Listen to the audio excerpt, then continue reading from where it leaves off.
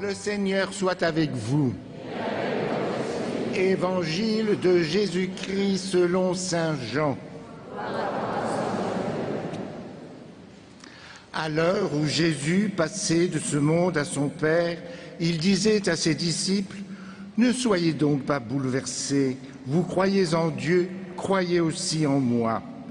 Dans la maison de mon Père, beaucoup peuvent trouver leur demeure. Sinon, est-ce que je vous aurais dit, je pars vous préparer une place.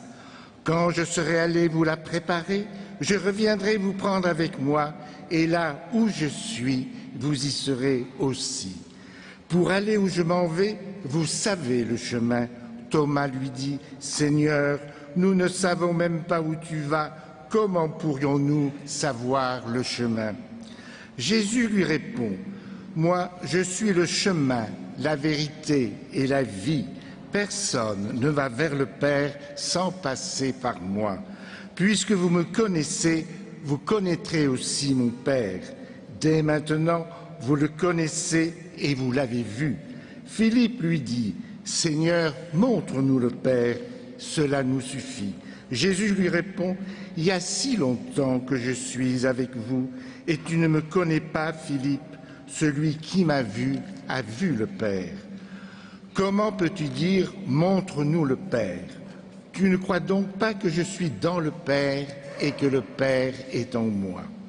Les paroles que je vous dis, je ne les dis pas de moi-même, mais c'est le Père qui demeure en moi et qui accomplit ses propres œuvres. Croyez ce que je vous dis, je suis dans le Père et le Père est en moi. Si vous ne croyez pas ma parole, croyez au moins à cause des œuvres. Amen, amen, je vous le dis, celui qui croit en moi accomplira les mêmes œuvres que moi. Il en accomplira même de plus grandes, puisque je pars vers le Père. Acclamons la parole de Dieu.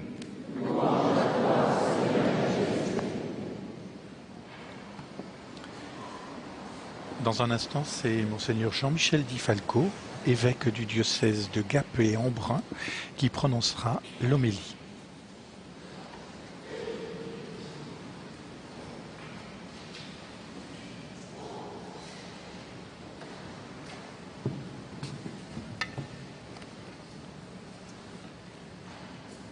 On critique souvent les journalistes pour leur course au sensationnel, leur précipitation dans le traitement de l'information. On regrette leur raccourci. Mais est-ce uniquement propre à notre temps et aux journalistes? J'en doute. Il n'y a qu'à voir comment nous, chrétiens, il nous arrive de maltraiter les paroles de Jésus. Bien souvent, on ne retient de lui que ce qu'on veut bien entendre. Prenons par exemple l'évangile d'aujourd'hui. À partir de cette affirmation de Jésus, « Dans la maison de mon Père, beaucoup peuvent trouver leur demeure ». Certains concluent que toutes les religions se valent, mais est-ce bien ce que Jésus veut dire? À l'inverse, à partir de cette autre affirmation de Jésus, « Je suis le chemin, la vérité et la vie », personne ne va vers le Père sans passer par moi. D'autres, au contraire, affirment que seul le christianisme ouvrirait les portes du ciel. Là encore, est-ce bien ce que Jésus veut dire? Eh bien, je m'interroge. Devant les différents films qui sont présentés au festival, il ne viendrait l'idée à personne de dire que tous les films se valent, ni à l'inverse l'idée que tous doivent être diabolisés sauf un. Prenons plutôt l'exemple sur Thomas et Philippe dans l'évangile d'aujourd'hui. Ils restent à l'écoute de Jésus au lieu de se replier sur leurs idées bien arrêtées. Regardons les moines de l'île de Lérins.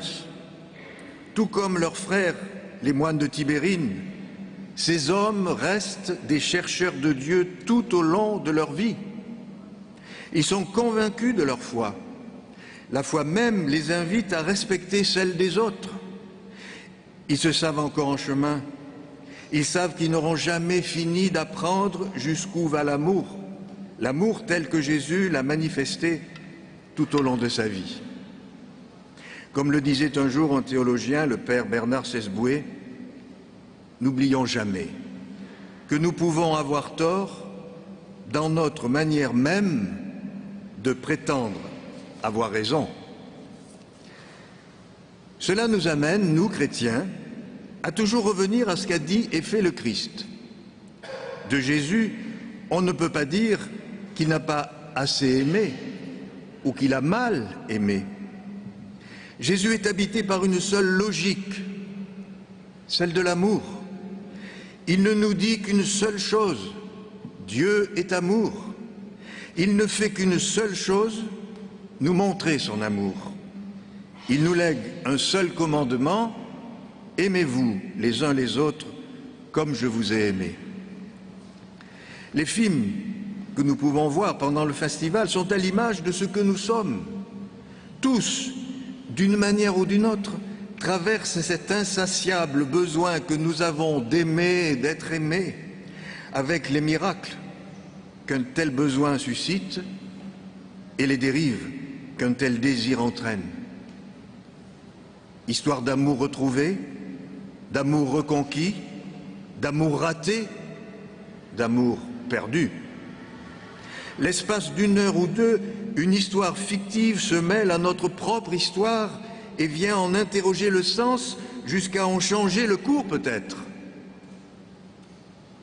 Ce qui est sûr en tout cas, c'est que Jésus, pour qui veut bien se mettre à son écoute, peut bouleverser une vie et la conduire très loin.